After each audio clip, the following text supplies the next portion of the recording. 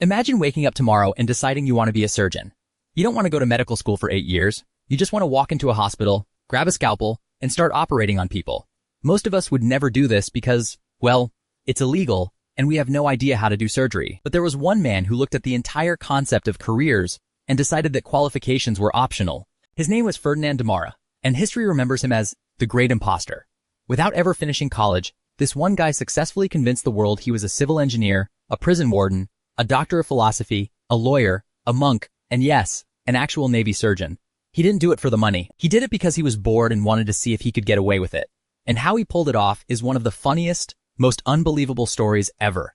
Ferdinand started his career of faking it in the 1940s. And back then, it was a lot easier to lie because the internet didn't exist. There was no Google. You couldn't just look someone up on LinkedIn. If you wanted to prove you were a doctor, you just needed a piece of paper that looked official. Ferdinand's strategy was simple but brilliant. He would steal the identity of real smart people. He would find a real doctor, copy their name, steal their graduation papers from a university, and then use those papers to apply for a completely different job across the country. But having the papers is the easy part. How do you actually do the job when you have no idea what you're doing? Ferdinand had a golden rule for this.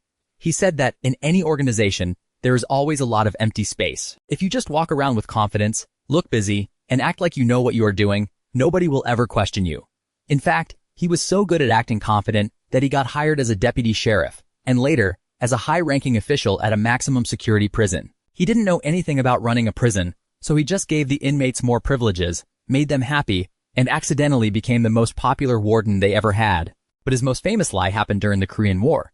Ferdinand stole the identity of a real doctor named Joseph Sear and joined the Canadian Navy as a chief medical officer.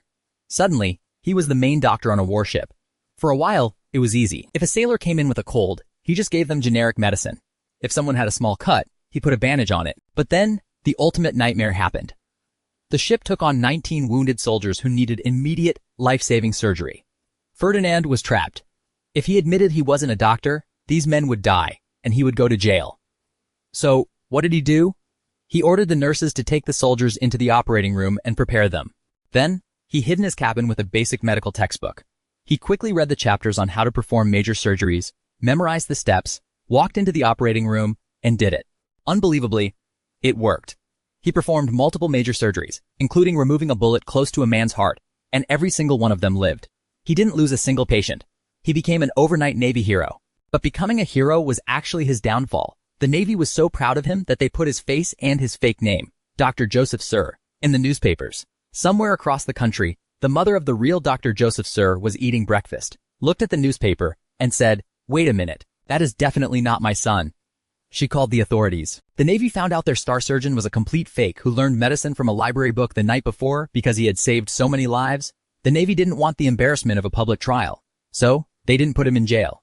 They just quietly kicked him out of the country. Ferdinand spent the rest of his life doing random jobs, and eventually, a movie was even made about him. He proved that sometimes, absolute confidence is more powerful than a university degree. Obviously, please do not try this at home.